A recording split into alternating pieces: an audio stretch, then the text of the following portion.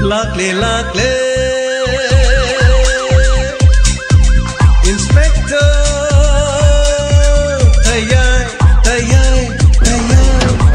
Ahan mamaktada Inspector Tayay tabiri basing James Saygul jamna taramlok subulo na ikonona kurumjari Inspector Tayay khwaidigi sangba solo drama loinena crime di yumpham oiba nungsi nungol imung manung thogdok wathok thogalom laishu punamak yauraba paring ama ngasigi tangkakta lising amaga chamgaga kunga mapan shuba tangkak loinena chathazariliba tangkak asigina naubada freedom ahan bashar chathazariliba tangkak ase ngambagi mathang chathazarakpa tangkak aduna mamangi case singda adoma tabikre Ramendra na tokthorogo thabak thongsingaduna mahaki aroiba oinenaba khongthang orki mamana khanjaramba mamana ningjaba aduma oiraki mahaki machanupa nomadi migi makuttu shigani haibasi mapasu jail manungda lei adubu pau asi IGP jail manungda takirani amadi makha heigi chanupa male mashi thadoktuna chatkraba IGP machanupa Ramendra taimung thadoktuna chatkraba ngasidi khulai paiduna ai yakna basingbo amam to hoina laman khumningbo ai kadigi phorokliba ipangan sonjel labasu ai chabulu senkiba inspector nakaloina bakam singpunamak aina mamam to hoina lekha tanam manghangani sir jail manung ni sir khajiktan tapna David ponamak singasi aina khallubagi mayokta hoirakle ai chanupana ai thongmai hoiduna leiramane ai punchigi thongmai nu mutkrabada ai ne hinglubagi kari kanarogane sir khajikta phatabiu thorang punamak adu ai lemna tolhoi David ai lemna tokloi David ai kaidongda khaktaminna tolhoi David sir punamak wakal 파타라가 파타와 야바 파타레 보나마가 하우직티 아이니 잉로보기까지 가나로가니 아두부 아이 라만 싱남다나디 똑로이 다베 영오 아이기 굿다 마항나 비카리바 아이기 마이다 아이기 նակ참 아이 샤프노막 닉리바 시카리기노 데빗 서 토도거드데 가나나 보는 아니 서 가직당 답답이요 sir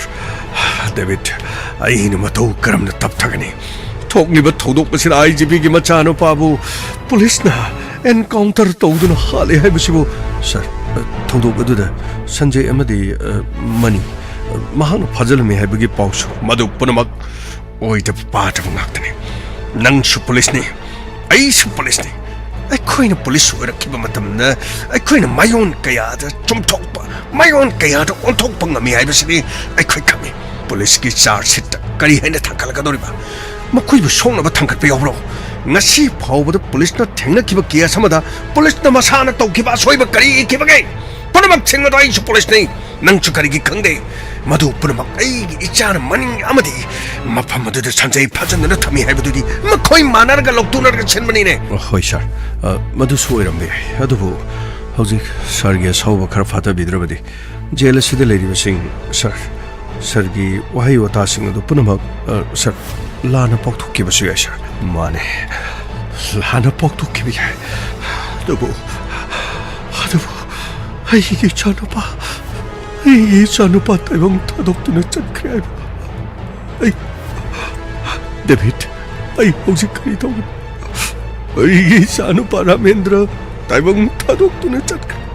ai punsi chaisu hoigedaba ai chado taibang thadokduna chatkre ai kari tawgani masi punamak SP Kogendra DGP aduga inspector te aduga DSP tampa 너코이나 신면 너코이 랑아도다이기 자나 토끼면 아두부 이 자나 코이 원래 카타나 보나 키와 코이 란툼망은 딴 키와 보보 부디 이 자누파나 로이센키 아두부 살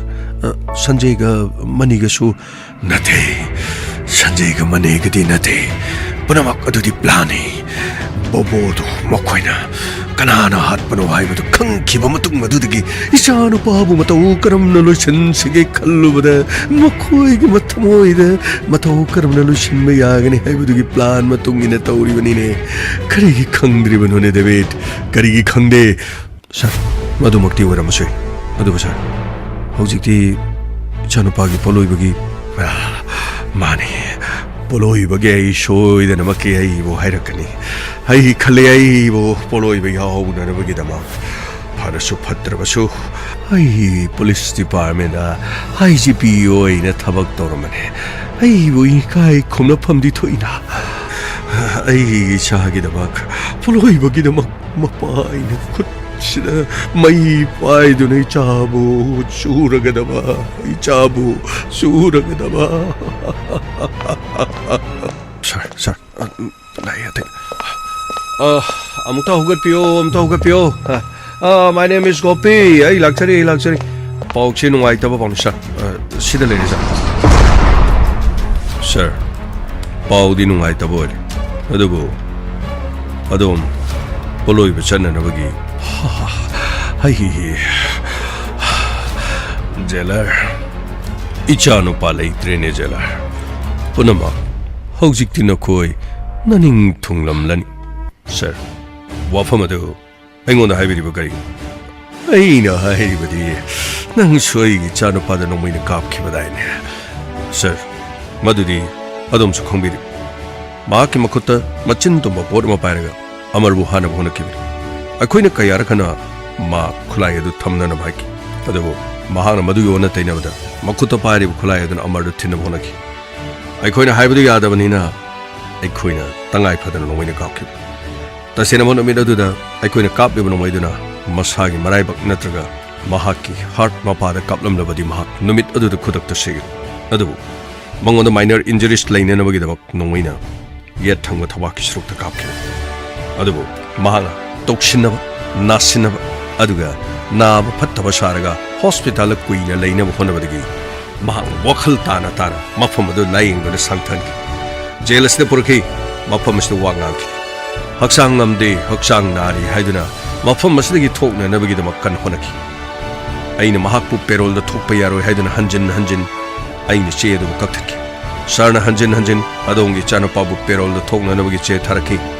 ꯑꯗꯨꯕꯨ ꯑꯩꯅ ꯍꯟꯖꯤꯟ ꯄꯤꯈꯤꯗꯦ ꯀꯔꯤꯒꯨꯝꯕ ꯑꯩꯅ ꯄꯦꯔꯣꯜ ꯄꯤꯔꯝꯗꯕ ꯇꯥꯔꯕꯗꯤ ꯉꯁꯤꯃꯛꯁꯨ ꯑꯗꯣꯝꯒꯤ ꯏꯆꯥꯅꯨꯄꯥ ꯔꯥꯃꯦꯟꯗ꯭ꯔ gel ꯑꯁꯤꯒꯤ ꯃꯅꯨꯡꯗ ꯂꯩꯔꯝꯒꯅꯤ ꯏꯟꯁꯄꯦꯛꯇꯔ ꯃꯗꯨ ꯄꯨꯝꯅꯃꯛꯇ ꯃꯁꯥ ꯐꯠꯇꯕꯅꯤꯅ ꯂꯥꯌꯦꯡꯅꯅꯕꯒꯤꯗꯃꯛ ꯊꯣꯛꯄ ꯇꯥꯕꯅꯤ ꯁꯔ ꯃꯁꯥꯗꯤ ꯀꯔꯤꯁꯨ ꯇꯧꯗꯦ ꯑꯅꯥꯕ ꯃꯤ ꯑꯃꯅ ꯃꯐꯝ ꯑꯁꯤꯗꯒꯤ ꯊꯣꯛꯈꯤꯕꯗ ꯉꯥꯏꯔꯤ ꯅꯥꯔꯦ ꯍꯥꯏꯔꯕꯗꯤ ꯂꯥꯌꯦꯡꯕꯒꯤ ꯃꯍꯨꯠꯇ ꯍꯣꯁꯄꯤꯇꯥꯜ ꯑꯗꯨꯗ ꯃꯍꯥꯛꯅ ꯃꯤ ꯍꯥꯠꯄꯒꯤ ꯃꯔꯝ ꯀꯔꯤꯅꯣ ꯑꯅꯥꯕ ꯃꯤ ꯑꯃꯅ ꯃꯇꯧ ꯀꯔꯝꯅ ꯃꯐꯝ ꯑꯗꯨꯗ ꯕꯣꯕꯣ ꯅꯣꯡꯃꯩꯅ ꯀꯥꯞꯇꯨꯅ ꯍꯥꯠꯀꯅꯤ ꯃꯗꯨ ꯄꯨꯝꯅꯃꯛ ꯀꯣꯛꯁꯤꯟꯅꯕ ꯍꯥꯏꯖꯤꯟꯅꯕ ꯁꯝꯖꯤꯟꯅꯕ ꯁꯥꯁꯤꯟꯅꯕ ꯏꯟꯁꯄꯦꯛꯇꯔ ꯇꯌꯦꯒꯤ ꯑꯔꯥꯟꯕ ꯆꯥꯔꯖꯁꯤꯠꯇ ꯊꯥꯡꯀꯠꯂꯒ ꯑꯩꯒꯤ ꯏꯆꯥꯅꯨꯄꯥ ꯃꯔꯥꯜ ꯂꯩ ꯍꯥꯏꯅꯅꯕꯒꯤꯗꯃꯛ ꯃꯗꯨ ꯎꯠꯅꯅꯕ ꯍꯣꯠꯅꯕꯅꯤ ꯖꯦꯂꯔ ꯅꯈꯣꯏ ꯄꯨꯝꯅꯃꯛ ꯍꯧꯖꯤꯛꯇꯤ ꯄꯦꯟꯕ ꯍꯥꯏꯕꯗꯨ ꯑꯣꯏꯔꯕꯅꯤ ꯑꯩꯒꯤ ꯏꯆꯥꯅꯨꯄꯥ ꯔꯥꯃꯦꯟꯗ꯭ꯔ ꯂꯩꯈꯤꯗ꯭ꯔꯕ ꯃꯇꯨꯡ ꯑꯁꯤꯗ ꯅꯈꯣꯏ ꯄꯨꯝꯅꯃꯛ ꯄꯦꯜꯂꯦ ꯅꯠꯇ꯭ꯔꯥ ꯅꯈꯣꯏ ꯄꯨꯝꯅꯃꯛ ꯄꯦꯜꯂꯦ ꯅꯠꯇ꯭ꯔꯥ ꯁꯔ ꯑꯃꯨꯛꯇ ꯇꯧꯊꯕꯤꯈꯣ ꯁꯔꯒꯤ ꯋꯥꯐꯝꯗꯣ ꯌꯥꯝꯅ ꯑꯔꯥꯟꯕ ꯋꯥꯐꯝꯅꯤ ꯑꯩꯅ ꯍꯥꯏꯖꯔꯤꯕ ꯋꯥꯐꯝꯁꯤ ꯁꯔꯅ ꯃꯨꯟꯅ ꯈꯟꯕꯤꯔꯕꯗꯤ ꯃꯐꯝ ꯑꯁꯤꯗꯒꯤ ꯀꯔꯤꯒꯨꯝꯕ ꯑꯩꯅ ꯄꯦꯔꯣꯜ ꯑꯗꯨ ꯄꯤꯈꯤꯕꯗꯤ ꯅꯠꯇꯦ ꯃꯐꯝ ꯑꯁꯤꯗ ꯂꯩꯔꯝꯕ ꯖꯦꯂꯔ ꯚꯒꯠ ꯁꯤꯡꯅ ꯄꯤꯈꯤꯕꯅꯤ ꯑꯩꯅ ꯃꯐꯝ ꯑꯁꯤꯗ ꯂꯩꯔꯝꯕ ꯇꯥꯔꯒꯗꯤ ꯃꯍꯥꯛ ꯖꯦꯜ ꯑꯁꯤꯗꯒꯤ ꯊꯣꯛꯂꯝꯂꯣꯏ ꯖꯦꯜꯗꯒꯤ ꯊꯣꯛꯂꯛꯂꯝꯗ꯭ꯔꯕꯗꯤ ꯏꯟꯁꯄꯦꯛꯇꯔ ꯇꯌꯥꯏꯅ ꯑꯣꯏꯔꯕꯁꯨ ꯑꯇꯣꯞꯄ ꯄꯨꯂꯤꯁꯀꯤ ꯃꯤꯑꯣꯏꯁꯤꯡꯅ ꯑꯣꯏꯔꯕꯁꯨ ꯑꯗꯣꯝꯒꯤ ꯏꯆꯥꯅꯨꯄꯥ ꯉꯁꯤꯁꯨ ꯍꯤꯡꯗꯨꯅ ꯂꯩꯔꯝꯒꯅꯤ ꯍꯥꯏꯕꯁꯤꯗꯤ ꯁꯔ ꯈꯛ ꯀꯥꯎꯕꯤꯒꯅꯨ ꯁꯔ ꯖꯦꯂꯔ ꯑꯩꯒꯤꯗꯤ ꯏꯆꯥꯅꯨꯄꯥ ꯇꯥꯏꯕꯪ ꯊꯥꯗꯣꯛꯇꯨꯅ ꯆꯠꯈ꯭ꯔꯦ ꯏꯆꯥꯅꯨꯄꯥ ꯃꯥꯡꯂꯦ ꯃꯄꯣꯛ ꯑꯁꯤꯒꯤ ꯑꯃꯨꯛ ꯍꯟꯅ ꯍꯜꯂꯛꯂꯔꯣꯏ ꯑꯗꯨꯕꯨ ꯁꯔ ꯍꯧꯖꯤꯛꯇꯤ ꯏꯆꯥꯅꯨꯄꯥꯒꯤ ꯊꯋꯥꯏ ꯌꯥꯎꯗ꯭ꯔꯕ ꯍꯛꯆꯥꯡꯗ ꯃꯩꯅ ꯆꯨꯕꯒꯤ ꯃꯇꯝ ꯑꯣꯏꯔꯦ ꯃꯐꯝ ꯑꯗꯨꯗ ꯃꯩꯅ ꯆꯨꯕꯤꯔꯝꯂꯒ ꯑꯃꯨꯛ ꯍꯟꯅ ꯃꯐꯝ ꯑꯁꯤꯗ ꯑꯩꯈꯣꯏꯅ ꯄꯨꯔꯛꯀꯗꯕꯅꯤ ꯑꯩꯈꯣꯏꯕꯨ ꯉꯥꯛꯄꯤꯒꯅꯤ ꯁꯥꯔ ꯂꯦꯡꯊꯣꯛꯄꯤꯔꯁꯤ ꯑꯩ 이찬오빠기 마이 쭈부 따라봐 이찬오빠기 학장도 마이나 쭈부 따라봐 그럼 뭐 마마빠나 마차기 학장도 마이나 쭈부 빵거르게니 이 바기 뭔가 라멘드라 마시 뽐나막 마시 뽐나막 까리노이 바보 할리 마시고 이빠기 짝 쇼이게 다보낭나 엄마막 싱가시 이빠기 마욕들이고 싱탱나가다 하이르가 능 느까리기나 먹다 이고 타독르가 짠까 노리고 노라면드라 이빠락네 낭 레이럼코 이빠락네 낭 레이럼코 라면드라 이빠락네 낭 레이럼코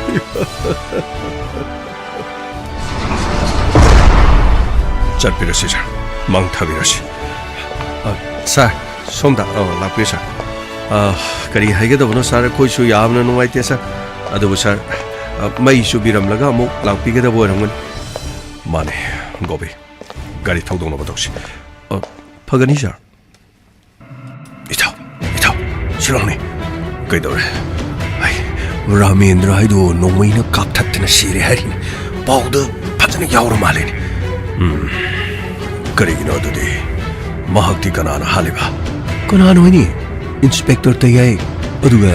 ꯀꯔꯤꯅꯣ ꯑꯄꯨꯟꯕ ꯄꯨꯂꯤꯁꯀꯤ ꯇꯤꯝ ꯐꯣꯔꯁ ꯍꯥꯏꯕ꯭ꯔꯥ ꯀꯩꯅꯣ SP ꯍꯥꯏꯕ꯭ꯔꯥ ꯈꯣꯒꯦꯟꯗ꯭ꯔ DSP ꯇꯝꯐꯥ ꯀꯩꯅꯣ ꯃꯣꯏ ꯄꯨꯂꯞ ꯌꯥꯎ ꯃꯥꯜꯂꯦ ꯃꯣꯏ ꯃꯌꯥꯝ ꯆꯪꯁꯤꯟꯗꯅ ꯅꯣꯡꯃꯩꯅ ꯀꯥꯞꯊꯠꯂ ꯃꯥꯜꯂꯦ ꯃꯈꯣꯏꯅ ꯇꯧꯅꯤꯡꯕꯗ ꯇꯧ ꯂꯩꯔꯦ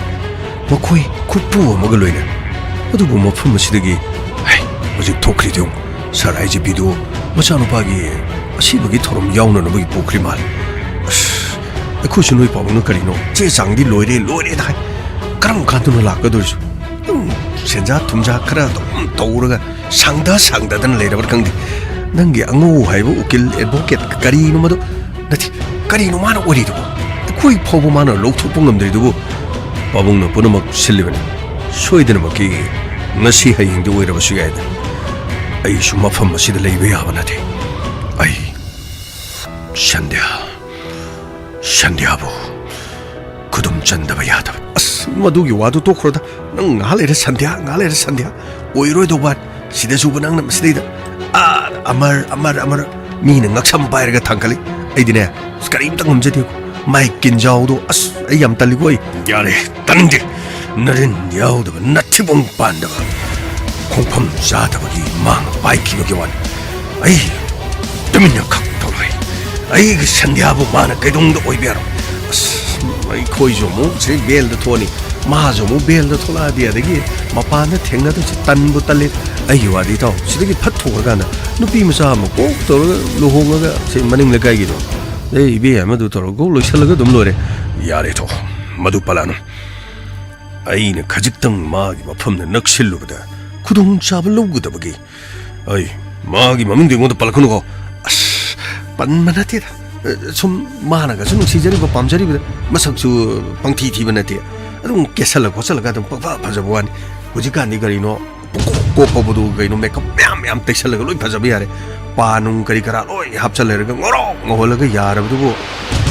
ꯀꯩꯅꯣ ꯃꯥꯡꯗ ꯐꯖꯕ ꯐꯣꯇꯣ ꯑꯗꯨꯝ ꯊꯦꯠꯂꯒ ꯊꯝꯃ ꯂꯣꯏꯔꯦ ꯆꯥꯠꯇꯨꯡ ꯌꯥ ꯅꯨꯄꯤꯒꯤ ꯅꯨꯄꯤ ꯆꯞ ꯃꯥꯟꯅꯕꯗꯨ ꯀꯩꯗꯧꯗꯣꯏꯅꯣ ꯍꯣꯏ ꯒꯣꯔꯣ ꯌꯥꯔꯦ ꯇꯣ ꯇꯤꯟꯅꯔꯒ ꯅꯪ ꯅꯝꯊꯥꯛ ꯇꯧꯁꯜꯂꯛꯀꯅꯨ ꯑꯩꯉꯣꯟꯗ ꯑꯣꯏꯊꯕ ꯄꯥꯗꯕ ꯉꯥꯛꯇ ꯑꯇꯩ ꯇꯧ ꯀꯩꯗꯧꯔꯒꯦ ꯁꯥꯎꯅꯨ ꯀꯩꯗꯧꯔꯒꯦ ꯁꯨꯝ ꯍꯥꯏꯕꯒꯤ ꯋꯥꯅꯤꯗ ꯃꯤꯅ ꯐꯨꯕꯁꯤ ꯅꯥꯏꯅꯤ ꯃꯥꯏꯗ ꯈꯨꯄꯥꯛꯅꯒ ꯊꯥꯕꯁꯦ ꯁꯩꯇ ꯇꯨꯝꯕ ꯌꯥꯕꯖꯥꯠ ꯅꯠꯇꯦꯗ ꯅꯥꯈ꯭ꯔ ꯄꯣꯠꯅꯤ ꯄꯨꯟꯁꯤꯗ ꯑꯩꯈꯣꯏꯅ ꯃꯤꯁꯦ ꯄꯥꯏꯔ ꯊꯥꯡꯒꯠ ꯄꯥꯐꯨ ꯐꯨꯔꯛꯄꯅꯤ ꯑꯩꯈꯣꯏꯅ ꯐꯨꯔꯝꯕꯗꯨꯁꯨ ꯅꯥꯗꯤ ꯅꯥꯔꯝꯒꯅꯤ ꯑꯗꯨꯕꯨ ꯁꯨꯝ ꯈꯜꯂꯨꯕꯒꯤ ꯋꯥꯅꯤꯗ ꯑꯗꯩꯗ ꯀꯔꯤ ꯍꯥꯏꯗꯧꯅꯣ ꯈꯪꯗꯦꯗ ꯍꯧꯖꯤꯛꯁꯦ ꯅꯪꯅ ꯃꯔꯣꯜ ꯑꯃ ꯁꯤꯗꯩ ꯊꯣꯛꯈ꯭ꯔꯒ ꯇꯧꯔꯛꯇꯧꯁꯤꯅꯅꯦ ꯑꯩꯗꯤꯅꯦ ꯇꯟꯕꯨ ꯇꯜꯂꯤꯗ ꯑꯩꯗꯤ ꯒꯧꯔꯣ ꯅꯪ ꯂꯩꯍꯧꯒꯦ ꯍꯥꯏꯔꯒꯅ ꯑꯗꯨꯝ ꯂꯩꯍꯧꯔꯣ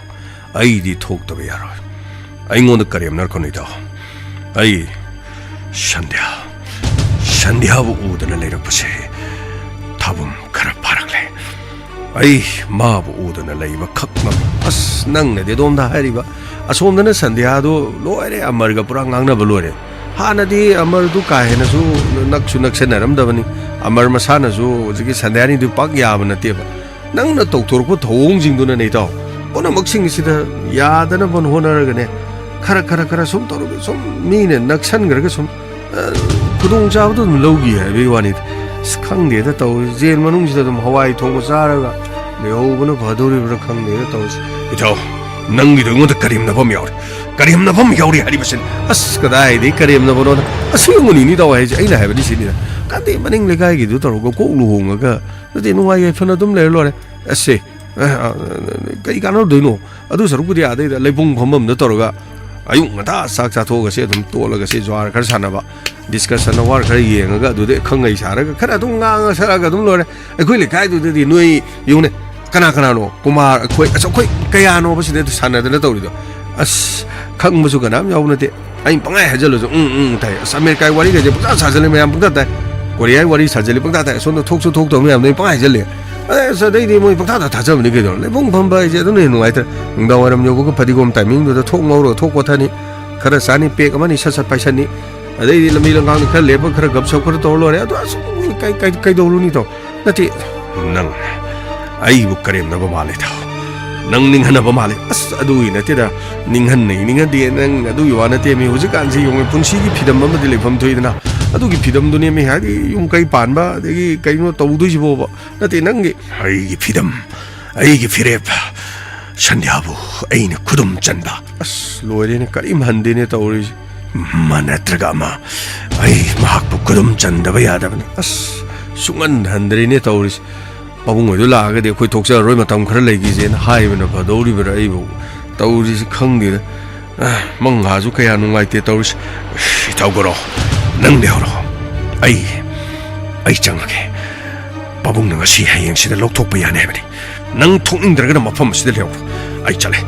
sam tang ai khoi taw ge dor ge sum phagi do wi wani ge dor as ngai khomi nang pu taw chau yim tang ai kho yare nang de hori taw nang de hor as amuk tang ai khoi taw bo na tang ai kho ge dor ge as sinida ai na ha ba di sum khana chaina ba sum launa da na sum taw do so adu gi wani da sande adu kai dor ge masak ju yam ba ja ba so na te masam khara sang bai wani mi khara bob bob lau jo bai wani nati kari no mai matik tu sai matik tu katani khobang pa ko mai du phajab du kake nati atai nupi jamane hai bai wani adu gi dum nu phuna da na chaina da hana da na to nati ke do nung da su sande hana ju yarak to letre khar ga ya jaram da ju ai na hai bai nang no khodang paira muk chingure nati hujupu sande hana no da I love you ga na hai khidre as ai di ke ju ta jadre aduna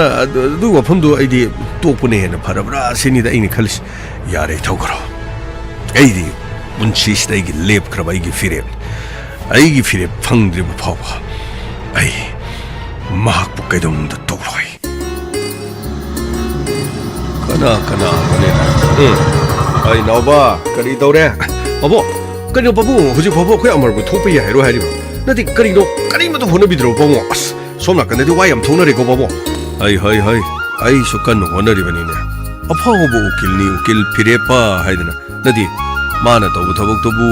kari soiba lege ne as pamu tholakani hai sum ngai bangam jalakte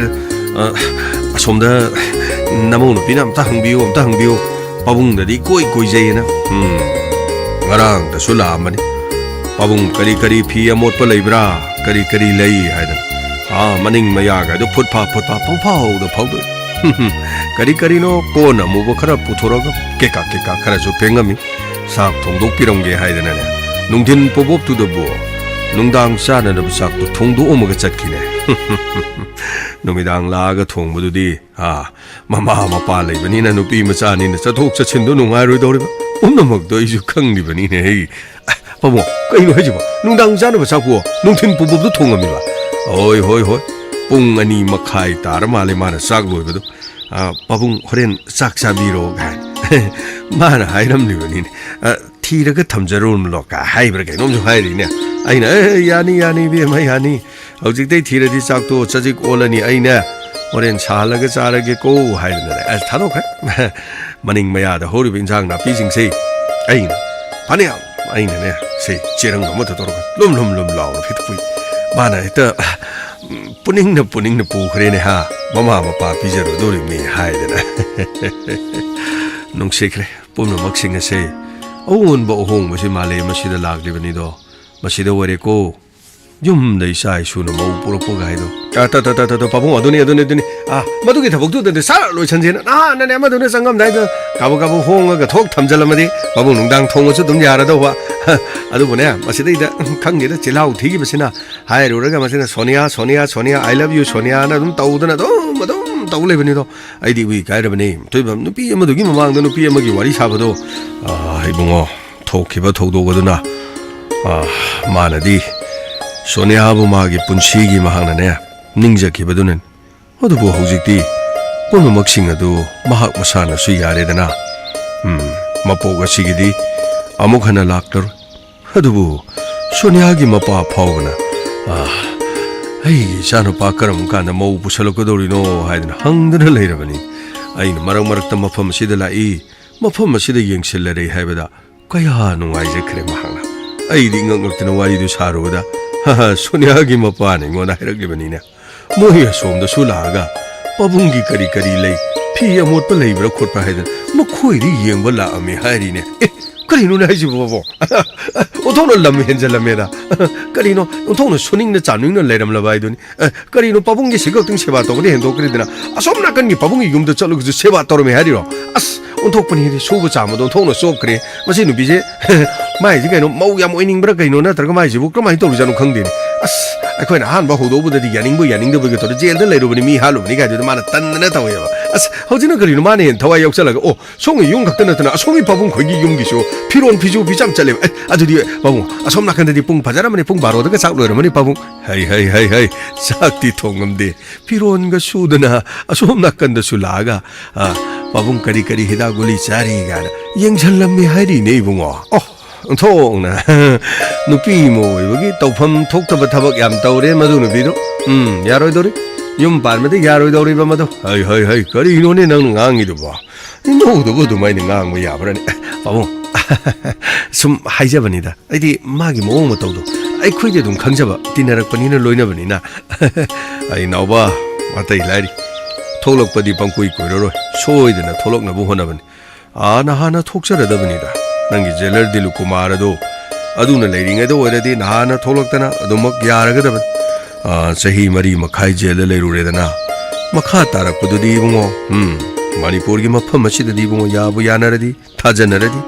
워터 좀 카라 까라가 뽀노막시 좀 야라봉 악다니다 이봉 아두네 바보 아이코디네 가리부터니 나이봉 남들어바니 아도 바보 야르가디 깨게노 제상도 카라 피살라가 코살라가 카람도 제라가 바보 야나나 바도 또 위들디 아스 바보 겐타드레다 떠리시 에 그이노네 아마시 몽 라인 떠리시 바보 바보 바보 담비로 바보 그리노네 그리 떠오르게나 바보 ꯑꯁꯣꯝ ꯅꯥꯀꯟꯗꯒꯤ ꯕꯨꯕꯣꯟ ꯍꯥꯏꯕꯗꯣ ꯀꯔꯤꯅꯣꯅꯦ ꯕꯨꯕꯣꯟ ꯀꯩꯗꯧꯔꯒꯦꯅꯦ ꯕꯨꯕꯣꯟꯗꯣ ꯃꯥ ꯉꯁꯤ ꯊꯣꯛꯂꯛꯑꯅꯤ ꯍꯥꯏꯌꯧꯋꯦ ꯑꯁ ꯃꯣꯏꯒꯤꯅꯦ ꯊꯣꯡꯒꯥꯟꯗ ꯂꯐꯨꯒ ꯌꯨꯡꯗꯅ ꯃꯣꯏꯒꯤ ꯃꯄꯥ ꯆꯟꯗ꯭ꯔꯁꯤꯡꯗꯨꯅꯅꯦ ꯑꯁ ꯀꯩꯅꯣ ꯁꯅꯥꯔꯩ ꯄꯔꯦꯡꯉꯣ ꯀꯔꯤꯌꯣ ꯃꯤꯒꯅꯦ ꯂꯝꯕꯤꯗꯒ ꯐꯦꯁꯇꯨꯟꯒ ꯄꯥꯏꯗꯅ ꯀꯩꯅꯣ ꯋꯣꯛꯇꯧꯒꯤ ꯇꯧꯍꯧꯋꯦ ꯑꯁ ꯒꯧꯔꯣꯏꯒꯤ ꯏꯃꯨꯡ ꯃꯅꯨꯡꯒꯥꯏꯗꯨꯁꯨ ꯌꯥꯝ ꯍꯔꯥꯎꯋꯦ ꯁꯅꯥꯕꯨꯟꯗꯅꯦ ꯏꯁꯤꯡ ꯄꯔꯦꯡꯒ ꯇꯧꯗꯅ ꯀꯔꯤꯅꯣ ꯂꯩꯒꯗꯣ ꯆꯥꯏꯗꯅ ꯈꯣꯠꯇꯅ ꯍꯣꯔꯦꯟ ꯇꯧꯅꯕ ꯑꯣꯏꯔ ꯃꯥꯜꯂꯦ ꯂꯝꯕꯤꯗ ꯃꯤꯒ ꯌꯥꯝ ꯂꯦꯞꯇꯅ ꯂꯩꯍꯧꯋꯦ ꯀꯔꯤꯅꯣꯅꯦ ꯍꯥꯏꯔꯤꯁꯤꯕꯣ ꯖꯦꯜꯗꯒꯤ ꯊꯣꯔꯛꯄ ꯃꯤꯁꯤꯡ ꯑꯁꯤꯁꯨ ꯅꯠꯇꯦ ꯂꯩ ꯄꯔꯦꯡ ꯍꯣꯛꯑꯒ ꯍꯣ ꯃꯔꯩꯕꯥꯛ ꯃꯖꯥꯇꯤꯒꯤꯗꯃꯛꯇ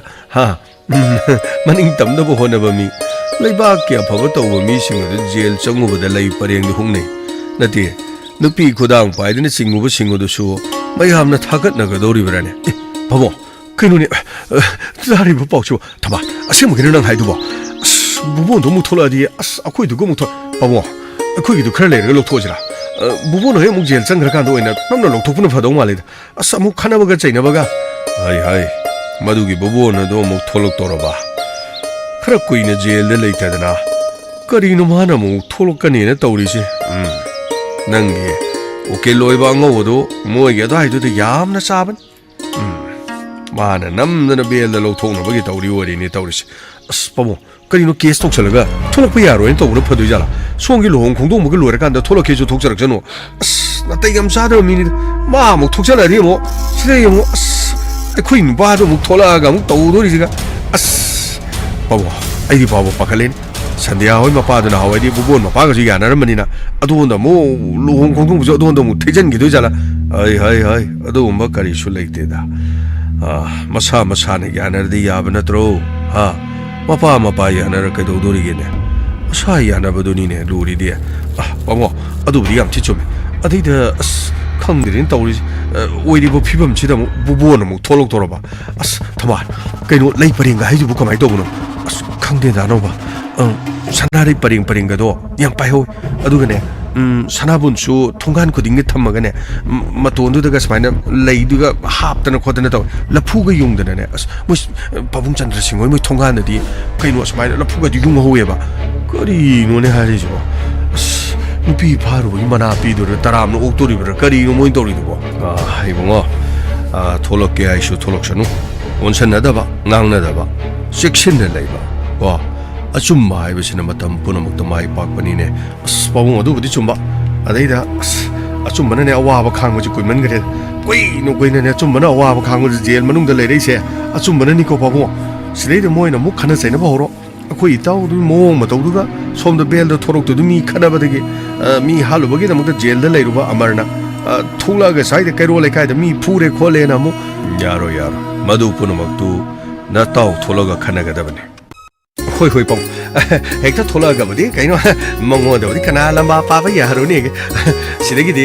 ai shui thanda ne na tarak ler mi suma tholo ko digi pom than dor man ai thama kaino nang ga I pau chi pori de se lo nga tani nati atai di kari no ba mo da sak chana ni khoni thaban chong ni lila tong ni sei tong ni ga na li hori bra ba nati jail le ru ba nu pi pa ba gi da mo khudang pa re chingu ba gi da mo jail le thor ba gi do lei preng hu kane ba le kai do ngak pa le kai ni to si to uri mo ngom ni ko mo gi le kai ja ai pono mo to nang sandia de tam gro bo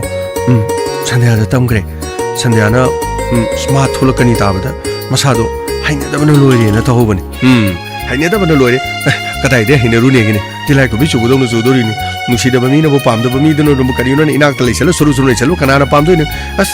adu pabo yar ge de ko chune sa sam thol thong bu to chi pabo adu na ta di ne moi ma pa da no som da hane khar ga ya na bane thok thoro mo lu hong bu do som na kan hong ne transfer tok chang ra de as lore ko di ne puloi lore amar do mo ne chang chi si ni ko thok ge thola ge ne pabo hai karisu tauroi ono maktu ai ngasi phire paga mu unagani adugi makha tabadudi kari lakada ge dukhana batare dana ai khoi gi di ha na digi yadana leirabani ne adubu nungai famdi khangloi dori phatraba chandra singhi macha nupa bubona kari emuk tor ko dori bane abo tawni ge tawsunu da moin tor ge khoi tubi le ya bunde thengna tare dira babo babo adudi khoi muk chacharu babo fare nakoi na mo lakpase ai su puning si yamna yang babo akoi lakpasu lakpani aduga sandia lakpasu babo hai ma khudi mo ni dana babo akoi di no khoi su isa ni dana babo fare lo sasi lo adudi hoi sasi hai fare maya prom 송게 저번에 박두다 마야 뿌나 먹 띵거 돌이버리네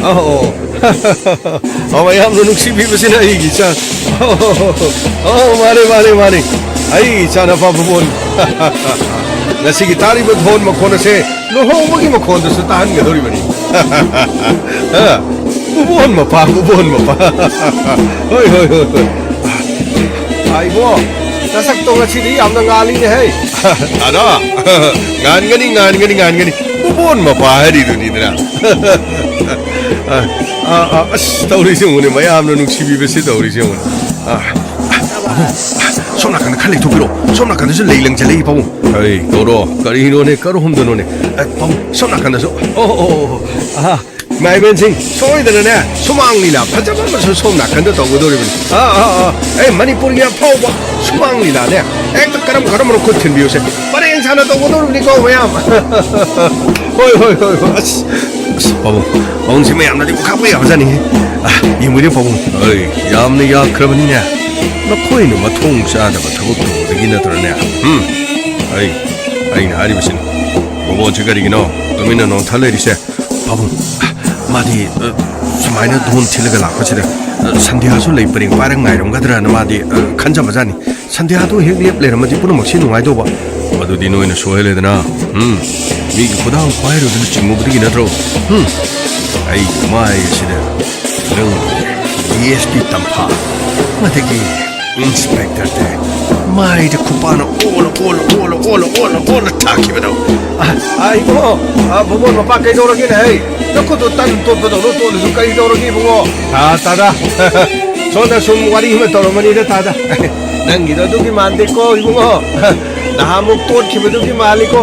ತಾದ ನವಾಲೋಗ್ದೆ ಅದು ವರದಿ ನವಾಲೋಗ್ದಿಕೋ ತಾದ ನವಾಲೋಗ್ದೆ ಐಶೇ ಬುಬೋನ್ ಮಪಾನಿಕೋ ಬುಬೋನ್ ಮಪ 야리 바보 혼자나가 서비루는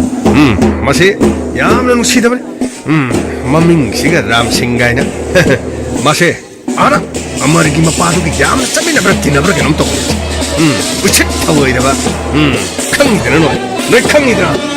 아잉 일라 떨어서는 앵벌 앞에 런카 너 앵벌 앞에 할지 바보 어디만 떨어 니 알아 바보 그리 노는 할지 그러 뽕 높에 또 위험해 선나까 아이 그런 뭐가 왜 한번 오면 왜 한번 오면 다가짜리 바보 겨울에 가리 시드기 꾸무시 야래 너는 뭐 건도 야래 암때 레포 아이 레포는 하이 그래 이로坑되냐 양 비겁지는 게 더럽게 아이세 보본 뭐봐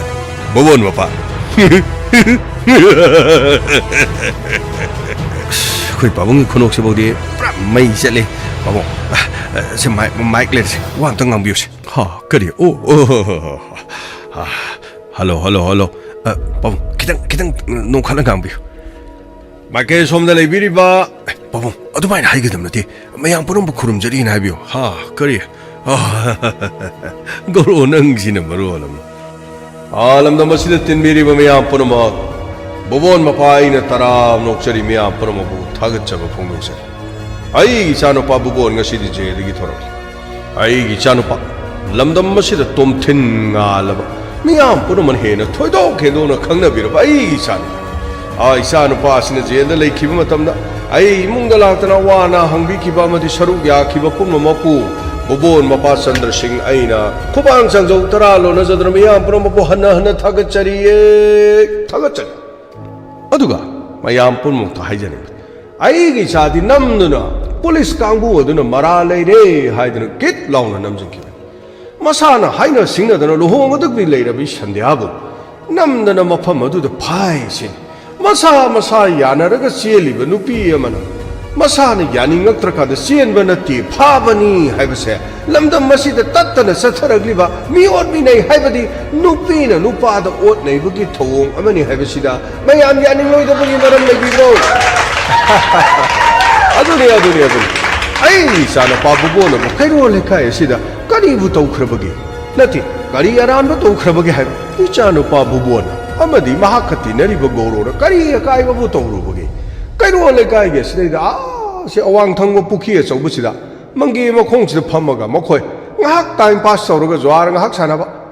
노 파동 아두수 까이로레 까이게 썩고 토랑이도 와 칸나드나 아두막 레이점 아두부 ngoksennei phaijenei haidna police seran turan tamsandra isabu mingsa thina bohona kiba mising bobon mapa ina kanano haiba khangtokchan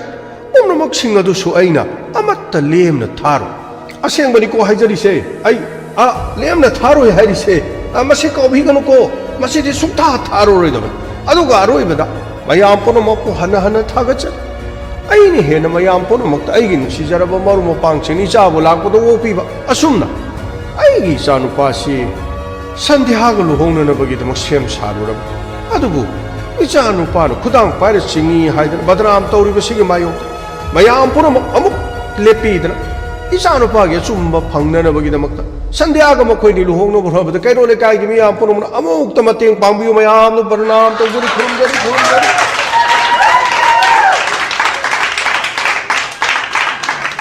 거리 눈에는 게 부부원 마파드는 앙리 보왕항상도 마사노 파도 부젤르기 부토로르가 레이퍼링 호가 미마야마 나티 거리 눈에 많아 떠리도 봐 마시디 홀랩거다바 미니하이 오이다 파다 봉앙바 미암드기 룻팟 떠르가 마사기 마란 마톰 랩션나 보나바 가톡버기나 마다 록신만에 헨바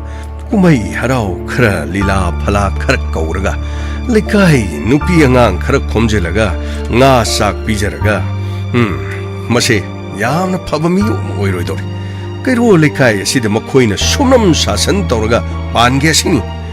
madu yadragana makhoige hek onjannaruba punamaksinga dubuna makhoige mathaktal laman khumge sinine moi pabung manabirunoda punamakse wa kairole kaisinabu nasanupiga haina singnadana loirabani aduga chenge cheluraga masana yadabani gaina badanamga somuk tawri aingonda hauri okil afaba maneklaga aina ijat kidabi piu haidana matawrabdi makhoine mamai si ikai bakhang onsinnaruba hogdongumani masana tawba soibadi khangdaba mingonda da yengsenba masana matong chana bagida makhonaba makhoi singa sine kairo lekai asina vote leptoribani vote tawdoribani gaina masne honajariba masana miyam dagi I chuplaga masagi maran mathum lepsena nabagi dama election tawba kangbudo makhoi singa sinine moi paba kanada bawani tha aina harisi muna tawne vote lepliba election tawriba khudingmakta pumna maksinga do dumna tawi haibadudi natte yamna tang makhoi khara khaktani masagi oina kathokpadudi ayambadi uriyadana mina hana vote leptringede leiramba lanthum vote leplaklaba matungda leirakpa lanthum miyamna khangnaba natro masagi maminga lauradana Chandra Singh kaurammadudi tokreni babon mapa haidana mamingse chattana leirabani yengba tari managa mafam masida laklabadi machu basida khongpakna haidatagane nangna nahan tawribudu karino isa nupibu yolibudu karino haidana mama edo khongpak asine hekta kauthaga doribani ngai khomoi pam nasanu pile karino pabung yamna saurga lebiramidu karisuna tv ma magi bobona do thadorakli karino bel thore haibra karino matam kharadang di makhoisu thamba yabani adubane makhoi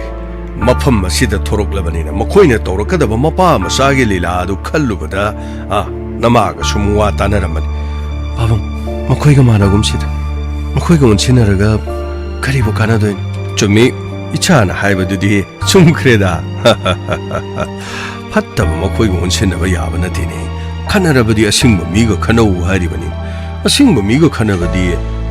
khanariba midugi mangnaba tawde haribani apangba miga khanabadina madi apangbanina mi afaba uraga kaleido mina sokhatpa uraga su kaleido migi khajiktang phagibada khuba khubagi hainabi leitedo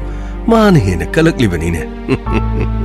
मदुदा नतेने है फत्तब मी हाइबसिति मतम पुनमक्ता फत्तब वखन्त खनगदब मीगी मांगनबत खनबनिना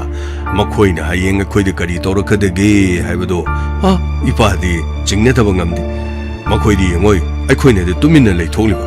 मखोइदि करी तौसिगे कदाइदा चिंगथसिगे करी तानसिगे हेक्त मखोइदि मतम पुनमक्ता फत्तब खनगदोरिबनिने मदुदगी खुदोंग चाबा लौगदोरिबनि पुनमक सिंगसिल मयाम मांगदुदा हिसाबु चेलुरगा मसाना यादे पामदे गायना हेक्त मयामंग mic तोरगा लौथोक्लिबनि बाबुं हाइनिंग बाहायजासम नुमित अदुदा पुनमकना लोइना खंगलिबन मदुदा सुनति महाका लुना तिनारिबा ममानबा गौरवना सु खंगलिबन आइगा बबोन खक्तंग मफम अदुदा चटखिबनति मफम अदुदा गौरवसु यावरिबन अदुगा अखोइना लेरिबा संग अदुदा लेइबगा DSP तंपा मफम अदुदा लाक्सलकिबन अइंगोंदा कशु महाना खुदम चनबा करी सुंगमखिति पागिबेमा अइ लोइना मखंग हे पुनमक्से तोख्रोसे फत्तबा महाकसु महाकी वारी यमना येंगोइ अमरदुसु जेलदगी थोरक्लनी हारिबा पाउसिबु मपाना हाइबदा बाबुं थोलक्ननी हाइबदि कुइरबन हाना जेलर दिल Kumar लेरिंगेदा थोकननबा लोइनमक same सारेना हाइबन अदुबु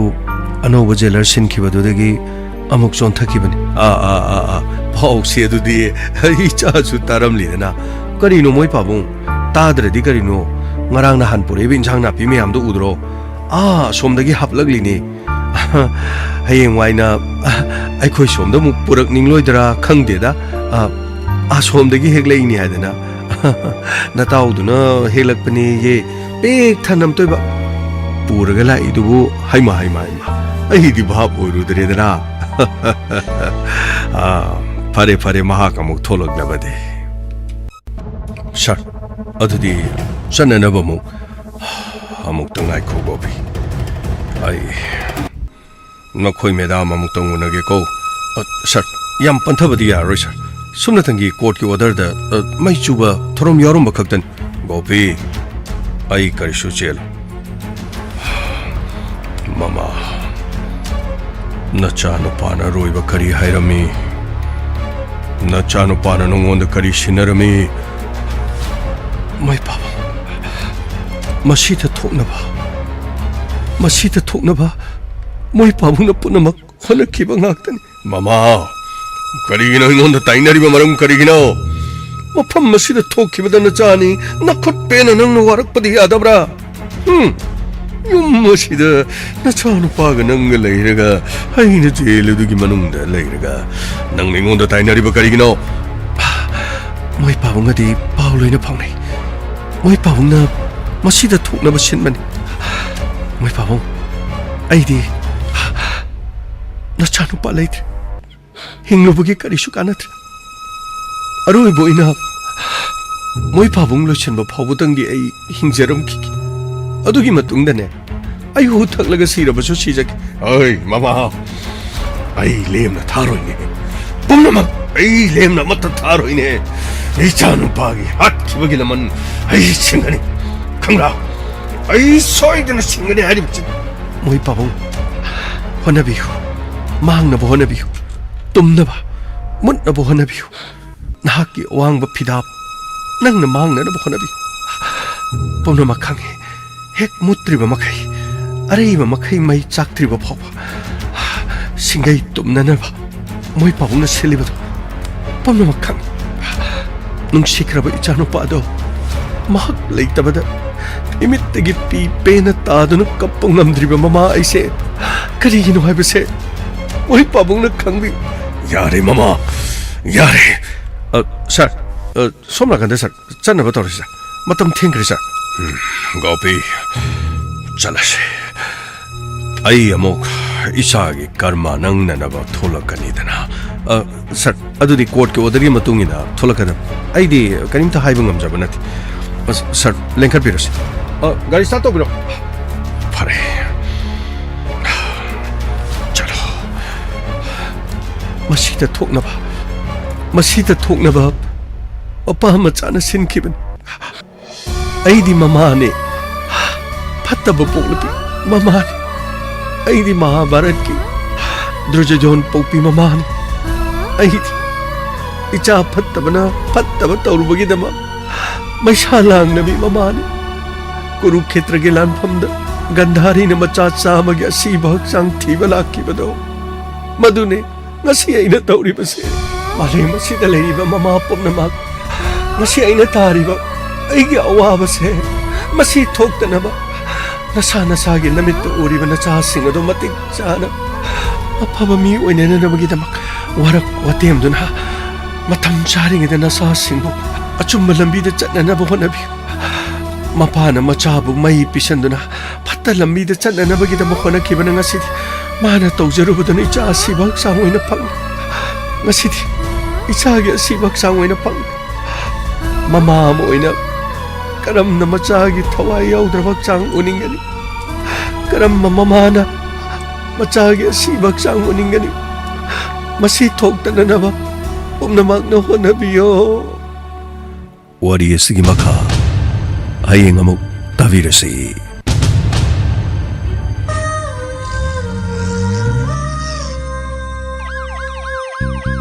Lakle lakle Inspector Tayay tayay tayay Lakle lakle Lakle lakle Inspector Tayay tayay tayay Uthanaba Kanbinaba. Thank you, sir. Welcome.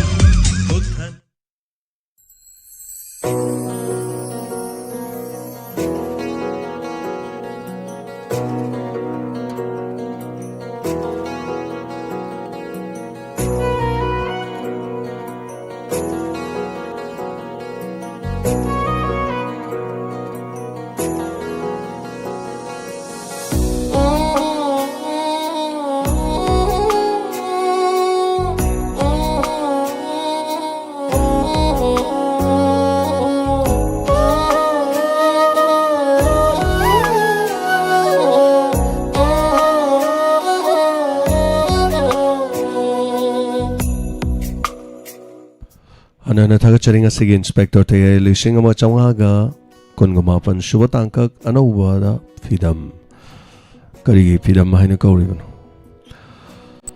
wari sige han batangkak ni adubu wari se hanagi makhadum satharakpa wari ni tangkak ki amam hongba wari story da aduga tangkak asti yaubiriba sing haninga leitana thagacharing asigi wari kamdo bage tabiriba sing thagachari hanana indoina mutum langlembi NG memcha aduga thagachari madam be mola konsumi ma thagachari ranbir wangke ibem chaning thojam thagachari sushila hokram sarjent kumar wari fazaking asig inspector te tapire thagachari oza laisram radha thagachari vidam han ba kupajamani nawgi dialogue gorogi dialogue fazaina tapire thagachari indoina thagachari aduga sarjent kumar wari hania letan fazai yam thangna ne ibire sarjent laisram radha thagachari oza husu yam nakne ibire sushila okram thagachari anan aduga nanda kumar konsam thagachari hayeng amuk tabirasi ibem chaning thojam thagachari ngasi wari yam nungai mama gi khalubada nungai thagachari oi fattaba macha sing mama de dum kape haitare mama macha sira kum tamda mama de kape du ining tamna icha sire haidna mitagi pi taba makai kapongam jade guru khetra ge lan phamda macha sa magi si baksang thibala ki ba gandhari ni na haise amna chumba wapam ne na hindu gi wari pusan bai wari na te wari isdi hindu gi oiro islam gi oiro christian gi oiro maite gi lining thau gi oiro sanamai gi oiro wari di loi phajaba nga dan ishor gi di loi wari loi phaje wari amamam da mi halo mi tumna ba halo kana so haide phaba to ngak tani loi mane shor di god is for all god is one na ishor di loi mane dena ko dan nga sagi aina kanoi wari du pusalak pani Mahabharat की वारी दा मचा लो दुर्योधन सिर मतुंग गंधारी न कुरुक्षेत्र के लान फंद ला मचा सी वक्सांग दो मागी मचा दो उत ओइना तुमने न हाय दो ममित फी येत पदो फी दो लोक थोए फी लोक थो ओकान द मागी ममित उ द बदुदी मपुरे बमित उ द बगी माना मपुरे बन मित उ दम निना आइगी मित छि कनो मा पुंजन गेम पुंजन बनि द ममै थंग द मा थोलई थोलगा कुरुक्षेत्र के लान फंद मचा दो सिने करमनो अममम तो खोंकल माना तेंग थार कपे अदु मा ममिते मपि ताबदे ngam de yam kan kaino da mai macha jing phatti adu ma khangmani adu wari ni adana macha si bada mama mamite gi mapi ta da mama oinu ha di wahai ji loiram ni haitar ai gi wakhalon ni thagachari laisram in the kumar maite yam ngai ngasi inspector ai fidam hanmana ta pirakpa thank you so much aduga tombi no thombam thagachari aduga thagachari mayam be maning thokong thagachari matom langlembi thank you so much mayam yawiri ba sing ponama ai message loin changka kare pa banang do devan sograpam thagachari fatabana kana honari makai fataba do moire moi wakhanda de dum leijan mi je chingda ge ga no ko yengnaru ba khanaru ba ga leibu as mana samai tawredi ma chawkhat kharni no ma yengselane dona halaman hai do jaguru na hai gan apang mami ga khanagano asing mami ga khanawan asing mami de agi mangna ba pak tawroi ma de engonda gi sum he na ba natraga engonda gi sum tanaba na tab afabani na ma de afaba tawro sum chatkhine ba ma de engonda bo lok tung halaga yeng oy ma ga yana de ha de yana damni na ma su engon yengaro adagi aina si yeng dana honar ni do ma se dum chatkhine ba afaba tawro sum chatki do mai pap ko mayam chatki mamai thang da ma gi yeknari mi dun ikai jara kani ai tare o afaba di mayam tawe no du phatta mi du ma di phaing khaloi do ni mo da yekna bane dum lai do ni aduga kari gum aina phaine khanjara ga di ai sana phaba tabuk tawe khalaga di apang mi khana ga no apang ma du di ma de horen ai mang na ba silakane lum ma thang thilakani ai mang na ba honar kani ai kadai de chop no chophan jige ai karai de thingjan jige karai de lupsan jige ade mana tawri thabak se karai wai de kak sige sigum wa khanji de khal lei ko chabam thabam bo khangdan lei do rim yam thengnei ko sigum ma je punsi da so ko aduna ꯄꯨꯝꯅꯃꯛꯁꯤꯡ ꯑꯁꯤꯗꯒꯤ ꯉꯥꯛꯊꯣꯛꯅꯅꯕꯅꯤ ꯑꯗꯨꯅ ꯍꯦꯛ ꯑꯍꯜ ꯂꯃꯟ ꯍꯥꯏ ꯆꯨꯝꯈ꯭ꯔꯦꯗ ꯀꯌꯥꯗ ꯐꯖꯈ꯭ꯔꯕ ꯋꯥꯐꯝ ꯑꯄꯪꯕ ꯃꯤꯒ ꯈꯠꯅꯒꯅꯨ ꯑꯁꯤꯡꯕ ꯃꯤꯒ ꯈꯠꯅꯧ ꯍꯥꯏ ꯑꯁꯤꯡꯕꯗꯤꯅꯦ ꯃꯥꯗꯤ ꯁꯤꯡꯕꯅꯤꯅ ꯑꯗꯨꯝ ꯈꯔ ꯂꯩꯔ ꯀꯧꯁꯨ ꯀꯧꯔꯛꯀꯅꯦꯕ ꯑꯗꯨꯝ ꯂꯂꯤꯇꯥ ꯅꯃꯥꯏꯔꯥꯄꯣꯝ ꯊꯥꯒꯠꯆꯔꯤ ꯋꯥꯔꯤ ꯐꯖꯩ ꯄꯨꯛꯅꯤꯡ ꯈꯔ ꯄꯦꯟꯕꯒꯨꯝ ꯇꯧꯔꯦ ꯊꯥꯒꯠꯆꯔꯤ ꯇꯥꯛꯄꯤꯔꯦ ꯊꯦꯡꯛ ꯌꯨ ꯁꯣ ꯃꯆ ꯊꯥꯒꯠꯆꯔꯤ ꯁꯔ ꯖꯌꯟꯇ ꯑꯗꯨꯒ ꯌꯥꯝ ꯅꯨꯡꯉꯥꯏꯖꯩ ꯌꯥꯎꯕꯤꯔꯤꯕ ꯃꯌꯥꯝ ꯄꯨꯝꯅꯃꯛꯀꯣ ꯑꯗꯨ ꯃꯦꯁꯦꯖꯇꯤ ꯂꯣꯏ ꯆꯦꯟꯈꯠꯈ꯭ꯔꯕꯅꯤꯅ ꯃꯦꯟꯃꯥꯟ ꯇꯥꯗ꯭ꯔꯦ ꯄꯥꯍꯧꯗꯕꯁꯨ ꯃꯌꯥꯝ ꯌꯥꯎꯔꯝꯒꯅꯤ ꯑꯗꯨꯒ ꯀꯣꯟꯅ ꯈꯔ ꯂꯩꯔꯀꯥꯟꯗ ꯑꯩꯒꯤ ꯄꯥꯔꯛꯇꯦꯅ ꯍꯥꯏꯔꯛꯀꯅꯤꯀꯣ ꯎꯗ꯭ꯔꯦ ꯂꯩꯃꯇꯣꯝꯕꯤ ꯈꯣꯟꯖꯦꯡꯕꯝ ꯊꯥꯒꯠꯆꯔꯤ ꯌꯦꯁ ꯁꯅꯥꯗꯤ ꯃꯒꯨꯟ ꯃꯥꯡꯗꯦ ꯍꯥꯏ ꯁꯅꯥ ꯍꯥꯏꯁꯤꯅꯤꯅ ꯁꯅꯥ ꯍꯥꯏꯕ ꯀꯟꯗꯛꯇꯔ ꯃꯥꯁꯦ ꯌꯥꯝꯅ ꯑꯉꯛꯄ ꯄꯣꯠꯁꯛ ꯑꯃꯅꯤ ꯌꯥꯝ ꯄꯤꯛꯅ ꯃꯩꯗꯤ ꯑꯩꯈꯣꯏꯅ ꯌꯣꯠꯀꯨꯝꯕ ꯅꯠꯇ꯭ꯔꯒ ꯀꯣꯔꯤꯒꯨꯝꯕꯁꯦ ꯃꯩꯗꯤ ꯌꯥꯝ ꯁꯥꯍꯟꯕ ꯇꯞꯅ ꯄꯥꯏ ꯀꯥꯟꯗꯀꯣ ꯃꯩꯁꯦ ꯁꯨꯃꯥꯏꯅ ꯇꯞ ꯄꯥꯏꯔꯤꯕ ꯃꯐꯝꯁꯦ ꯈꯨꯠꯁꯦ ꯏꯁꯤꯡ ꯍꯥꯜꯂꯦ ꯆꯥꯛꯊꯦꯛꯑꯒ ꯏꯁꯤꯡ ꯍꯥꯜꯂꯦ ꯖꯔꯅ ꯎꯟꯖꯥꯁꯦ ꯄꯣꯡꯈꯠꯂꯒ ꯏꯁꯤꯡ ꯍꯥꯜꯂꯦ ꯑꯗꯨꯅ ꯁꯅꯥꯗꯤ ꯃꯩꯁꯦ ꯀꯟꯅ ꯁꯅꯥꯁꯦ ꯏꯛꯑꯕ ꯑꯗꯨ ꯄꯥꯏꯕꯗ ꯈꯨꯠꯇꯤ ꯄꯣꯛꯀꯅꯦꯕ ꯑꯗꯨꯒ ꯁꯅꯥꯗꯤ ꯍꯛꯆꯥꯡꯗ ꯁ꯭ꯀꯤꯟꯗ ꯏꯁꯤꯡ ꯍꯥꯟꯗꯦꯕ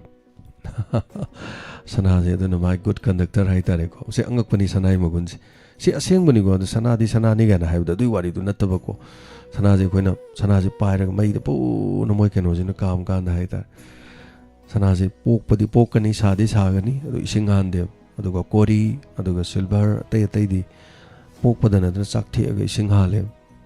ꯁꯤ ꯑꯉꯛꯄꯅꯤ ꯑꯦꯅꯤꯋꯦ ꯊꯦꯡꯛ ꯌꯨ ꯁꯣ ꯃꯆ ꯁꯅꯥꯗꯤ ꯌꯥꯝ ꯀꯨꯞꯅ ꯇꯔꯥ ꯈ꯭ꯋꯥꯏꯗꯒꯤ ꯄꯤꯛꯅ ꯆꯤꯡꯊꯣꯛꯄ ꯌꯥꯕ ꯀꯟꯗꯛꯇꯔ ꯑꯃꯅꯤ ꯀꯥꯏꯅ ꯁꯥꯏꯟꯁꯇꯒ ꯌꯥꯎꯋꯤ ꯊꯦꯡꯛ ꯌꯨ ꯁꯣ ꯃꯆ ꯅꯤꯁꯥꯟ ꯈꯦꯇ꯭ꯔꯤꯃꯌꯨꯝ ꯑꯗꯣ ꯍꯨꯏꯗ꯭ꯔꯣꯝ ꯅꯨꯡꯁꯤ ꯇꯣꯝꯕꯤ ꯊꯥꯒꯠꯆꯔꯤ ꯎꯄꯣꯛꯄꯤꯗꯒꯤ ꯁꯨꯁꯤꯂꯥ ꯎꯀ꯭ꯔꯝ ꯊꯦꯡꯛ ꯌꯨ ꯁꯣ ꯃꯆ ꯖꯩ ꯋꯥꯔꯤꯁꯦ ꯑꯦꯗꯤꯛ ꯑꯣꯏꯔꯦ ꯑꯁꯦꯡꯕ ꯌꯥꯝꯅ ꯐꯖꯩꯅ ꯇꯥꯛꯄꯤꯔꯦ ꯊꯦꯡꯛ ꯌꯨ ꯁꯣ ꯃꯆ ꯑꯩꯁꯨ ꯋꯥꯔꯤꯁꯦ ꯃꯇꯝ ꯌꯥꯝ ꯆꯪꯅ ꯏ ꯍꯥꯏꯇꯥꯔꯦ ꯑꯗꯣ ꯅꯍꯥꯟꯒꯩ ꯏꯕꯗꯒꯤ ꯋꯥꯔꯤ ꯑꯅꯧꯕ ꯁꯥꯒꯠꯄꯁꯦ ꯁꯤꯅ ꯑꯃꯨꯛ ꯍꯦꯜꯂꯦꯕ ꯑꯩꯉꯣꯟꯗ ꯀꯣꯛ ꯌꯥꯝ ꯆꯪꯕꯁꯦ ꯍꯌꯦꯡꯕꯨꯗꯤ ꯑꯃꯨꯛ ꯈꯔ ꯆꯪꯉꯣꯏ ꯉꯁꯤ ꯋꯥꯔꯤ ꯃꯀꯣꯛꯇꯨ ꯂꯩꯈ꯭ꯔꯕꯅꯤ나 ꯑꯩ ꯃꯌꯥꯡꯂꯦꯟ ꯁꯥꯒꯠꯈ꯭ꯔꯦ ꯁꯨꯃꯥꯏꯅ ꯇꯧꯗꯣꯏꯅꯤ ꯍꯥꯏꯕꯁꯦ ꯑꯩꯗꯤ ꯋꯥꯔꯤꯁꯤꯒꯤ ꯑꯔꯣꯏꯕꯁꯦ ꯏꯈ꯭ꯔꯕꯅꯦ ꯑꯗꯨꯅ ꯌꯥꯡꯂꯦꯟ ꯑꯃ ꯏꯔꯀꯥꯟꯗ ꯑꯃꯨꯛ ꯉꯁꯤꯒꯤ ꯁꯔꯨꯛꯇ ꯏꯊꯣꯛꯄꯅꯦ ꯍꯥꯏꯇꯥꯔꯦ ꯑꯗꯨꯅ ꯑꯩꯒꯤ ꯁꯔꯨꯛꯇ ꯑꯗꯨꯃꯥꯏꯅ ꯌꯥꯎꯈ꯭ꯔꯕꯅꯦ ꯑꯗꯨꯅ ꯋꯥꯔꯤꯁꯦ ꯕꯦꯠ ꯑꯣꯏꯔꯁꯨ ꯕꯦꯠ ꯈꯔ ꯕꯦꯠ ꯍꯥꯏꯇꯥꯔꯦ ꯐꯠꯇꯕ ꯚꯤꯂꯦꯟ ꯍꯥꯏꯇꯥꯔꯦꯅꯦ ꯃꯣꯏ ꯌꯥꯎ ꯇꯥꯔꯒꯁꯨꯀꯣ ꯈꯤꯇꯪ ꯇꯥꯕ ꯅꯨꯡꯉꯥꯏꯅꯕꯅ ꯗꯥꯏꯂꯣഗ് ꯈꯔ ꯁꯨꯝ ꯃꯑꯣꯡ ꯈꯔ ꯇꯧꯕꯅꯦ ꯃꯆꯥꯅꯨꯄꯥ ꯖꯦꯜꯗꯩ ꯊꯣꯛꯂꯛꯑꯒ ꯃꯄꯥꯗꯨꯅꯒ ꯃꯨꯛꯈꯥꯏꯗꯅꯒ ꯇꯧꯕꯗꯣ ꯂꯩ ꯄꯔꯦꯡꯒ ꯇꯧꯔꯒ ꯂꯩꯀꯥꯏꯗ ꯃꯤ ꯅꯦꯛꯑꯒ ꯇꯧꯕꯗꯣ ꯅꯨꯄꯥ ꯑꯃꯅ ꯐꯨꯒꯤ ꯈꯪꯕꯅꯤꯅ ꯑꯁꯤꯕꯣ ꯅꯪ ꯀꯩꯗꯧꯔꯒꯦꯅ ꯍꯦꯟꯅ ꯍꯥꯏꯕꯗ ꯑꯁ ꯅꯍꯥꯟꯋꯥꯏ ꯇꯣꯠꯈꯤꯕꯗꯣ ꯅꯤꯡꯁꯤꯡꯉꯩꯗꯥꯅ ꯃꯥꯒꯤ ꯂꯩꯀꯥꯏꯒꯤ ꯑꯍꯜ ꯑꯃꯅ ꯀꯔꯦꯝꯅꯔꯛꯄꯗꯣ ꯇꯥꯗ ꯅꯪ ꯑꯁꯣꯝꯒꯤ ꯏꯃꯨꯡꯒꯤ ꯃꯤ ꯑꯣꯏꯔꯝꯒꯅꯤ ꯃꯣꯏ ꯂꯩꯀꯥꯏꯗꯨꯃꯛꯇꯗꯅꯦꯕ ꯃꯣꯏꯒꯤ ꯁꯟꯗ꯭ꯌꯥ ꯍꯣꯏ ꯂꯩꯀꯥꯏꯗꯅꯦꯕ ꯇꯧꯔꯤꯗꯣ ꯐꯤꯂꯝꯗꯨꯒ ꯑꯣꯏꯔꯗꯤ ꯌꯥꯝ ꯅꯨꯡꯉꯥꯏꯗꯣꯏꯖꯥꯠꯅꯤ ꯏꯁꯥ ꯏꯊꯟꯇ ꯊꯥꯒꯠꯆꯔꯕꯗꯣ ꯊꯦꯡꯛ ꯌꯨ ꯁꯣ ꯃꯆ ꯊꯥꯒꯠꯆꯔꯤ ꯃꯌꯥꯝ ꯄꯨꯝꯅꯃꯛ ꯉꯁꯤꯗꯤ ꯀꯣꯃꯦꯟꯁꯤ ꯈꯔ ꯑꯗꯨꯝ ꯌꯥꯝꯕ ꯋꯥꯠꯂꯤ ꯑꯗꯨꯕꯨ ꯊꯥꯒꯠꯆꯔꯤ ꯑꯅꯧꯕ ꯋꯥꯔꯤꯅꯤꯅ ꯐꯦꯁꯕꯨꯛꯇ ꯂꯩꯕꯤꯔꯤꯕ ꯊꯦꯡꯛ ꯌꯨ ꯁꯣ ꯃꯆ ꯚꯤꯌꯨꯋꯔꯁ 8 ꯂꯩꯕꯤꯕ ꯍꯥꯏꯇꯥꯔꯦ ꯊꯥꯒꯠꯆꯔꯤ ꯍꯪꯀꯣꯛꯆꯥ ꯊꯥꯒꯠꯆꯔꯤ ꯑꯥꯏꯗꯤ ꯍꯪꯀꯣꯛꯆꯥꯁꯦ ꯌꯥꯎꯕꯤꯕꯒꯤꯗꯃꯛ ꯊꯥꯒꯠꯆꯔꯤ ꯍꯟꯅ ꯊꯦꯡꯛ ꯌꯨ ꯁꯣ ꯃꯆ ꯃꯌꯥꯝ ꯑꯗꯨꯒ ꯃꯃꯥꯒꯤ ꯈꯜꯂꯒꯗꯤ ꯅꯨꯡꯉꯥꯏꯇꯦ ꯏꯕꯣꯝꯆꯥ ꯀꯣꯟꯊꯧꯁꯨ ꯃꯆꯨꯝꯕꯅꯤ ꯃꯃꯥꯗꯨꯗꯤ ꯑꯩꯈꯣꯏꯅ ꯄꯤꯅꯤꯡꯉꯤꯗꯤ ꯑꯗꯨꯅꯤꯗ ꯉꯁꯥꯏꯒꯤ ꯃꯃꯥꯗꯣ ꯒꯟꯙꯥꯔꯤꯒꯤ ꯔꯣꯜꯅꯤ ꯍꯥꯏꯇꯥꯔꯦ ꯂꯝꯗꯝ ꯑꯁꯤꯗ ꯂꯩꯕꯤꯔꯤꯕ ꯃꯃꯥ ꯑꯣꯏꯕꯤꯁꯥ ꯅꯆꯥꯁꯤꯡꯗꯣ ꯉꯜꯂꯤꯉꯩꯗ ꯆꯦꯛꯁꯤꯟꯅ ꯋꯥꯔꯛ ꯋꯥꯇꯦꯝꯃꯨ ꯀꯨꯔꯨꯈꯦꯇ꯭ꯔꯒꯤ ꯒꯟꯙꯥꯔꯤ ꯑꯣꯏꯅꯤꯡꯗ꯭ꯔꯕꯗꯤꯅ ꯍꯥꯏꯗꯨ ꯑꯗꯨꯅ ꯃꯥꯒꯤ ꯃꯄꯨꯔꯣꯏꯕꯗꯕꯨ ꯍꯥꯏꯗꯨꯅꯦꯕ ꯑꯩ ꯅꯪ ꯁꯤꯕ ꯉꯥꯏꯒꯤꯒꯦ ꯍꯥꯏꯕꯒꯤ ꯃꯑꯣꯡꯅꯦꯕ ꯐꯠꯇꯕꯩ ꯆꯥꯡꯗꯣ ꯑꯗꯨꯅ ꯃꯥꯅ ꯑꯗꯨ ꯇꯧꯔꯅꯤ ꯑꯗꯨ ꯂꯣꯏꯅ ꯈꯪꯗꯅ ꯄꯨꯂꯤꯁꯇ ꯃꯄꯥ ꯃꯆꯥꯒꯤ ꯀꯨ ꯆꯜꯂ ꯂꯩꯔꯝꯅꯦꯅ ꯍꯥꯏꯈ꯭ꯔꯕꯅꯦꯕ ꯉꯜꯂꯤꯉꯩꯗ ꯐꯠꯇꯕꯒꯤ ꯏꯃꯨꯡꯗ ꯂꯩꯕ ꯃꯤ ꯂꯣꯏꯅꯕꯤ ꯑꯗꯨꯝ ꯐꯔꯣꯏꯅ ꯍꯥꯏꯅꯤꯡꯉꯥই ꯂꯩꯇꯦ ꯑꯗꯨꯝ ꯐꯕꯁꯨ ꯑꯗꯨꯝ ꯌꯥꯎꯔꯛꯏꯗꯅꯀꯣ ꯇꯦꯟꯁꯤꯟꯖꯒꯦ ꯊꯦꯡꯛ ꯌꯨ ꯁꯣ ꯃꯆ ꯃꯌꯥꯝ ꯄꯨꯝꯅꯃꯛ ꯁꯣꯔ ꯍꯣꯟꯗꯣꯛꯆꯕꯅꯦ ꯍꯥꯏꯇꯥꯔꯦ ꯂꯣꯏꯁꯤꯜꯂꯛꯄꯗ ꯃꯌꯥꯝ ꯀꯣꯃꯦꯟ ꯉꯥꯏꯍꯥꯛ ꯄꯥꯖꯕ ꯑꯗꯨꯒ ꯃꯌꯥꯝꯒꯤ ꯀꯩꯅꯣ ꯇꯧꯕꯁꯤꯁꯨ ꯅꯨꯡꯉꯥꯏꯖꯩ ꯍꯥꯏꯇꯥꯔꯦ ꯑꯩꯈꯣꯏꯗ ꯁꯣꯔ ꯍꯣꯟꯖꯔ ꯅꯨꯡꯉꯥꯏꯖꯩ ꯃꯌꯥꯝꯒꯤ ꯐꯤꯗꯕꯦꯛ ꯄꯥꯔꯀꯥꯟꯗ ꯑꯩꯈꯣꯏꯗ ꯌꯥꯝꯅ ꯄꯨꯛꯅꯤꯡ ꯊꯧꯒꯠꯆꯩ ꯑꯗꯨꯒ ꯌꯥꯝ ꯅꯨꯡꯉꯥꯏꯖꯔꯤꯗꯤ ꯀꯩꯅꯣ ꯍꯥꯏꯀꯥꯟꯗ ꯑꯃꯨꯛ ꯍꯟꯅ ꯋꯥꯔꯤꯁꯤ ꯐꯖꯅꯕꯒꯤꯗꯃꯛꯇ ꯍꯦꯟꯅ ꯍꯣꯠꯅꯖꯅꯤꯡꯉꯤ ꯍꯥꯏꯇꯥꯔꯦ ꯑꯗꯨꯅ ꯊꯦꯡꯛ ꯌꯨ ꯁꯣ ꯃꯆ ꯊꯥꯒꯠꯆꯔꯤ ꯄꯨꯝꯅꯃꯛ ꯏꯁꯩ ꯃꯇꯪ ꯇꯦꯟꯇꯛꯅ ꯊꯥꯖꯒꯦ ꯑꯗꯨꯒ ꯏꯁꯩ ꯃꯇꯪ ꯈꯨꯗꯣꯜ ꯇꯝꯖꯔꯒ ꯁꯣꯔ ꯍꯣꯟꯗꯣꯛꯆꯔꯒ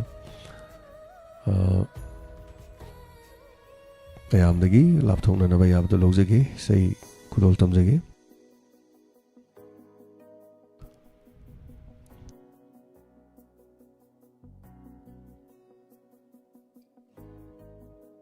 ताक्रब इसेनी नुंगी मूर्ति 2001 की हाइबतारे इसे कुलोल तमजगे कुइरबा अहानबागी पुंसी अहानबा नमखिबा ऑडियो कैसेट नुंसी लमदम हाइने कौब लाइट कॉर्नर इम्फाल की यूट्यूब ता हाइबे इसे ऑडियो कैसेट से याव इसे तरा हाइतारे मतमदा सकिबे इसे सरोस हौबुंगी अदुगा रियोबर्टा हौबंग पुथोकपा इसे नंदी नुंगी मूर्ति नंदी थमोई पांदबिनी नंदी नुक्सी खंगदबिनी नंदी नुंगी मूर्ति नंदी नुंगी मूर्ति ने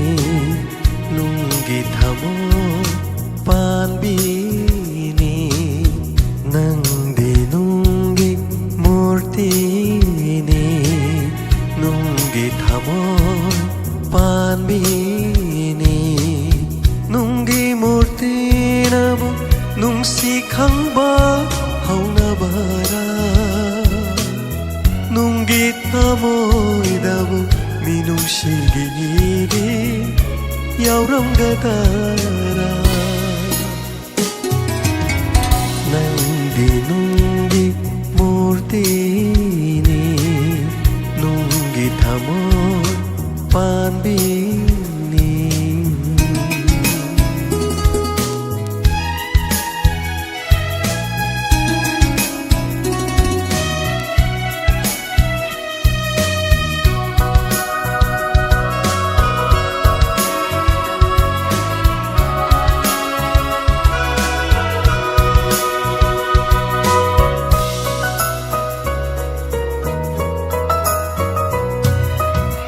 Nahagna thamoy panbi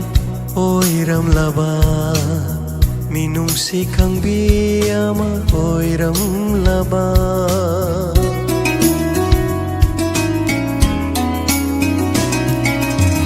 Nahagna thamoy panbi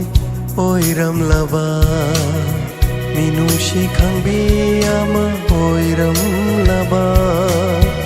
Asuk wajaram loy Aigi punsi asuk wajaram loy Aigi punsi Miku matasu nokcharam gani Miku matasu nokcharam gani Nungshi baidamat wajaram loy Nungshi baidamat kapcharam loy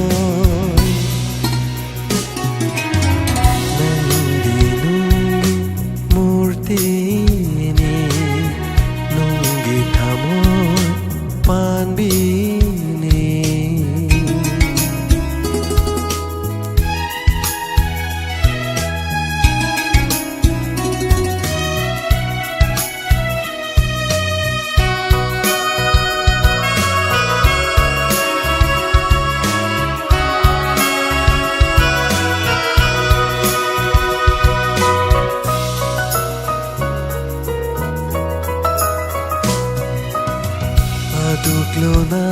nangay hay nakiba Unsigi luraba wapang dubu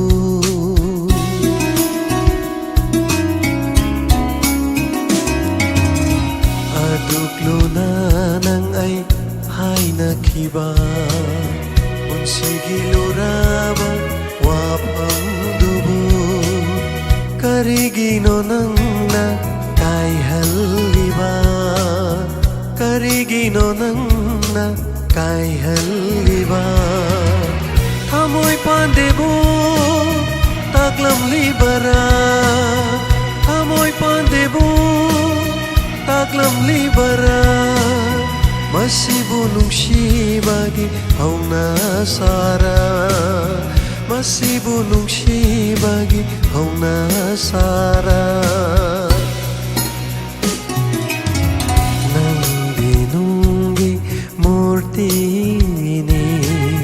Nungi thamoy panbini Nungi murti nabu nungsi khangba hauna bara Nungi thamoy dabu minungsi gini ꯌꯥꯎꯔꯝꯒꯗꯔꯥ ꯅꯪꯗꯤ ꯅꯨꯡꯒꯤ ꯃꯨꯔꯇꯤꯅꯤ ꯅꯨꯡꯒꯤ ꯊꯃꯣꯏ ꯄꯥꯟꯕꯤꯅꯤ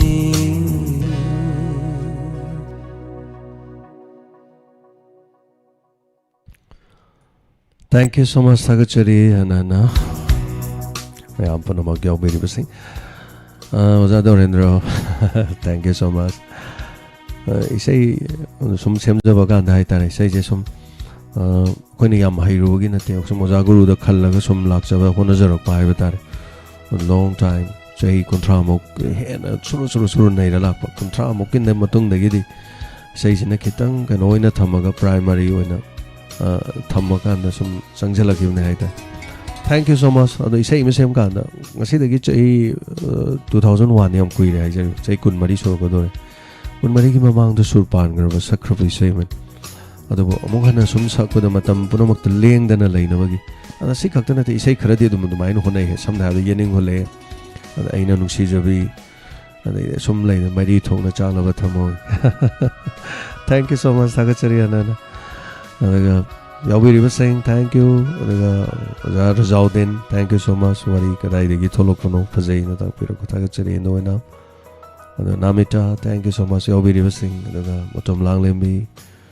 aina pa da chitha jabe yauro sunga pi gani Yaubiri was saying bemala konsum Russian jage ponomak ngasigi thorom se Yaubiri ba ponomak daga Sandok Chariba Thoromase 90.0 MHz the Landok Chariba Wahong Radio Githorom. Thagachari Madam Binodini, thank you so much. Nasigi Damota di Sandok Chariba Radio program Mutanga Solution Jari. Oduga Diamond TV program the TV channel Singda SK TV da. Icecom the Makatana the Maksata Zakigani. Faba Yapaba, Oiminerasi, Ponomapu Thagachari, Koromjari, Malebaki the Mahiminasi. Awana da mateng pangminasi asi tekta kaidena thengnari basu mahing su thengna minerasi Himalaya bangna yaifari sanare bangna yaifari Ponomapu Kurumjari.